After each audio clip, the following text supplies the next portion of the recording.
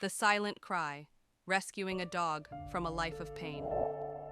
He couldn't speak, he couldn't explain, but his actions said everything. He was hurting, and he took it out on the only creature more vulnerable than himself. It began with a scream, mine, a raw, instinctive cry that tore through the silence of the rain-soaked streets. I had just turned the corner when my breath caught. There, in the dim glow of the streetlights, stood a man wielding a metal rod, his grip tight with rage, his movements deliberate. Beneath him, curled into itself on the wet pavement, was a dog. Small, trembling, its soaked fur clinging to its thin body like a desperate shield against the brutality it was enduring. The dog did not fight back. It did not bark. It did not even attempt to flee. It merely flinched under each impact, shuddering as if its very soul had surrendered to the pain. Even through the darkness, I could see the wounds, deep and open, raw against the matted fur. Blood mixed with the rainwater pooling around the poor creature, a silent testament to the torment it had been subjected to. The man was familiar to the village. He lived in isolation, rarely speaking, rarely engaging. People whispered about his struggles, about his mind slipping into depths no one could truly understand. And more than that, he was mute, trapped in a world where his thoughts had no voice, where frustration festered and manifested in unpredictable ways. No one knew how to help him, and so, as people often do, they kept their distance, unsure whether proximity would make things better or worse.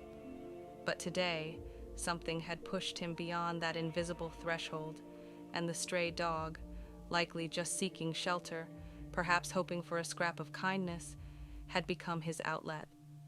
I stood frozen, torn between impulse and reason. Charging in might escalate things, might push him further into a frenzy.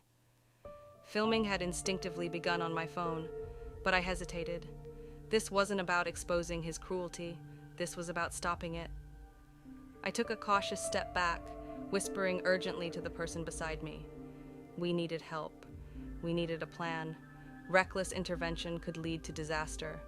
Neighbors, those who had interacted with him before, were quietly approached. Their voices were measured, their tones gentle. It wasn't the dog he wanted. Not really. It was control. It was recognition. It was frustration without an outlet. And, as we soon discovered, it was something simple. A few cigarettes, a little money, just enough for him to feel like he was the one dictating the terms. We agreed. There was no debate, no hesitation. A few bills exchanged hands. A pack of cigarettes slid into his grasp, and in return he loosened his stance. His fingers uncurled from around the metal rod. His expression remained unreadable, but the tension ebbed away just enough for us to move forward. With careful movements, we approached the dog, lifting its fragile form into our arms. The moment it left the pavement, a whimper escaped its throat, a sound so weak, so barely there, it felt more like a whispered apology than a cry of pain. He was limp, his body yielding to us not out of trust, but out of exhaustion, out of defeat. His eyes, clouded with fear, held no relief, no recognition that he had just been saved. Instead, they were filled with betrayal, the kind of deep, aching hurt that lingers when the world has taught you to expect nothing but cruelty. The drive to the vet was silent, except for the rain pelting against the windshield, the rhythmic hum of the tires rolling through puddles. The dog lay motionless in the passenger seat, his breathing shallow, his fur sticking to the towel we had wrapped around him in a vain attempt to dry him. My mind raced ahead, anticipating the prognosis, fearing what the professionals would tell us. And when they did, it was as bad as I had expected. His wounds weren't just superficial. The deep gashes across his legs and back had gone untreated for too long, some already showing the first signs of infection. Some were too torn to stitch, meaning they would have to heal slowly, painfully, with careful monitoring. His ribs, upon examination, showed bruising, the dark patches evidence of blunt force trauma.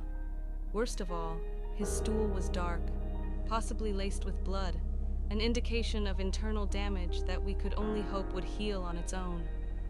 Every touch made him flinch. He had learned that hands were instruments of pain, but we persisted. We cleaned him gently, whispered assurances that he wouldn't understand just yet. We moved with patience, with the kind of care reserved for the most fragile of creatures. The vet warned us that recovery wouldn't be quick, not just for his physical wounds, but for his mind. This wasn't just about healing bones and skin. It was about undoing the damage that had been carved into his very being. It would take weeks, maybe months, and we had no idea if he would ever fully trust again. It's cliché, but undeniably true. He was battered, broken, barely clinging to the life he had been given, yet still here, still surviving. The first few days were difficult. He did not eat much, barely touched the food we left beside him. He remained curled into himself, wary of every movement, every breath taken near him. We didn't push. We simply sat beside him, offering silent companionship, showing him that not all hands hurt, that some exist only to heal. Slowly, the fear began to retreat. He started watching us, observing from a distance with cautious curiosity. He lifted his head when we entered the room instead of shrinking away. And then, one day, tentatively, hesitantly, he took a step forward. Hope's story isn't just about rescue, it's about responsibility.